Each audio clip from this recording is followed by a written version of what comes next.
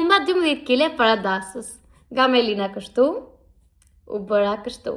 Vetëm brenda 8 muajsh. Më kanë ardhur shumë pyetje në inbox, çfarë ke pirë që ke humbur kaq kilogram për 8 muaj? Dua të them që nuk kam pirë asnjë gjë magjike. Thjesht humba peshë me disiplinë dhe ushqeva shëndetshëm. U mundova të ecja 10.000 hapa në ditë, fitova qetësi me veten. Kjo është pika më e rëndësishme që nuk fiksova pasurat e peshores. Po shikoja ndryshim në masë, kjo më bëri që të më rritej vetbesimi dhe të doja më shumë veten. Haja gjithmonë nga ora 12 e drekës deri në orën 6 të pasdites. 3 ditë e para, kanë qenë ekstrem të vështira, nuk po përshtatesha dot. Pastaj hoqa sheqerin në kafe, që nuk kisha mësuar të pija kafe pa sheqer. Nuk mund të bëja palestër normal për shkak të situatës me këmbën, por bëja gjërat që mundesha.